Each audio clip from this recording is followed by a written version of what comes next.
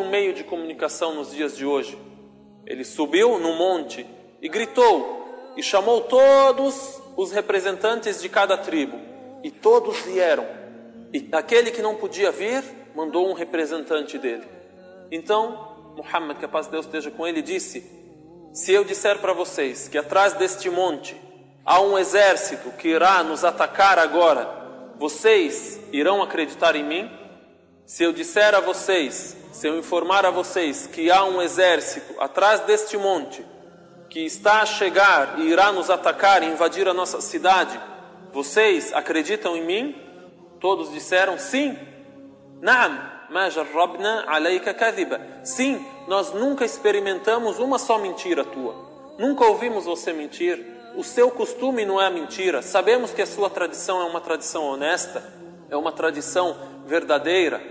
Então o profeta concluiu: pois então saibam que eu sou o mensageiro de Deus a todos vós, e vim vos alertar de um castigo que alcançará aquele que não crer em mim. E aí o famoso Abu Lahab disse a ele: que tu pereças, você nos uniu, você nos chamou só para ouvirmos isso. E Deus revelou alguns versículos no Alcorão em que cita a condenação de Abu Lahab por ele ter desafiado ao profeta Muhammad desta maneira. E Deus Altíssimo disse que pereça as mãos de Abu Lahab. Os seus bens, os seus filhos de nada valerão para ele.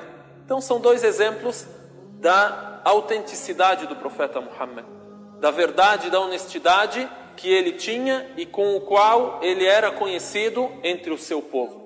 Dois exemplos da autenticidade da sua pessoa e, em consequência, a autenticidade da sua profecia, baseando-se no Alcorão e nos milagres que Deus concedeu a ele.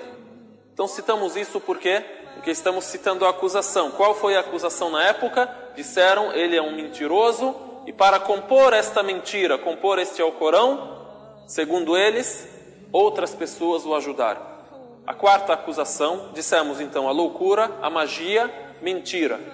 4 fábulas e histórias dos antepassados. Ou seja, em toda época há aqueles que ficam famosos por contarem histórias, lendas, fábulas. Naquela época também, em Meca, havia aqueles que eram famosos em contar histórias. Às vezes eles conheciam muitas das histórias de outros povos ou das histórias dos árabes naquela cidade ou na Península Arábica, e eles contavam essas fábulas e essas histórias. Algumas eram só lendas e eram histórias inventadas, outras histórias talvez eram histórias verdadeiras.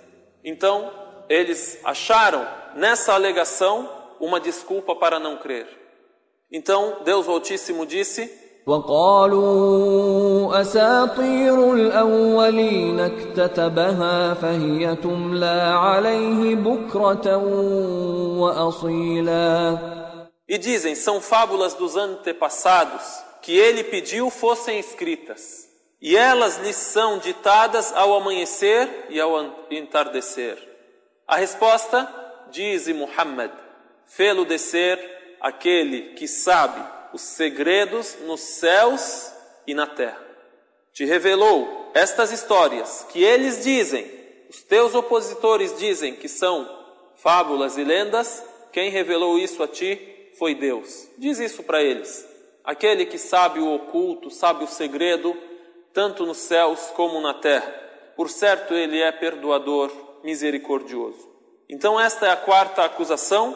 Também uma quinta acusação: o Alcorão é uma obra humana. Não é revelação de Deus, não é orientação, não é uma mensagem celestial, não é uma mensagem divina. E Deus o Altíssimo cita isso no versículo de Surat An-Nahl, no versículo 103. وَلَقَدْ نَعْلَمُ أَنَّهُمْ يَقُولُونَ إِنَّمَا يُعَلِّمُهُ بَشَرٌ لسان الذي يلحدون إليه أعجمي وهذا لسان عربي مبين. E com efeito sabemos que eles dizem: apenas um ser humano ensina-o. Ora, a língua daquele a que aludem é estrangeira, não é língua árabe. E este, o Alcorão, é de língua árabe clara. é de língua árabe e uma língua clara, e por isso Deus Altíssimo cita que o Alcorão foi revelado em língua árabe, e em língua árabe se constitui um milagre.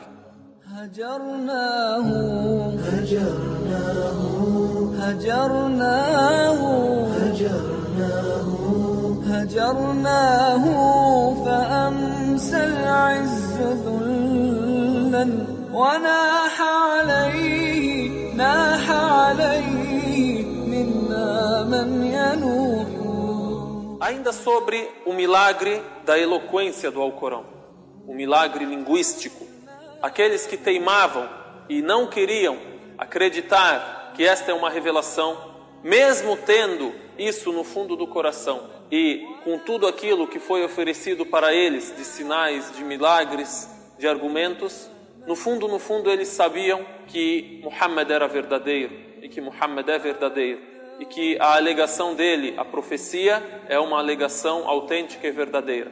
Porém, não quiseram crer.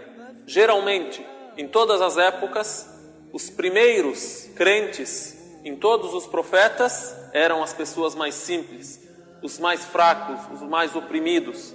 Aqueles que eram os líderes, os chamados dignatários, aqueles que tinham interesses, tinham posses, esses, alguns deles, jamais creram. E outros creram, porém se atrasaram um pouco. Creram depois daqueles que foram os pioneiros e eram da camada mais baixa da sociedade. E assim também aconteceu em Meca. Os primeiros muçulmanos, muitos deles foram daquela camada mais baixa da sociedade, apesar que muitos dos primeiros muçulmanos também eram pessoas respeitadas na cidade e pessoas que tinham renome, tinham riquezas, eram empresários, eram pessoas cultas e pessoas que eram conhecidas pelo renome que tinham na cidade, como Abu Bakr, Ali ibn Abi Talib, Umar ibn al-Khattab, Hamza e outros nomes. Mas eu fiz essa observação para citar uma história sobre o milagre linguístico do Alcorão e sobre a influência do milagre do Alcorão sagrado sobre os moradores de Meca. Temos 3 personagens: Abu Sufyan, Abu Jahl e Al-Akhnas ibn Shariq. E estes 3 eram das pessoas renomadas na cidade, das pessoas a quem todos respeitavam. Eram os líderes tribais. Eles repudiaram a profecia de Muhammad e não quiseram crer de início que Muhammad era profeta e mensageiro. E por isso eu observei agora há pouco que os primeiros muçulmanos, ou sempre aqueles que são os primeiros a acreditarem nos profetas na época de Noé, na época de Moisés, na época de Jesus e etc., sempre os primeiros são aqueles que são os mais simples, aqueles que não têm interesses que se fazem barreiras entre eles e entre a crença, a não ser algumas exceções.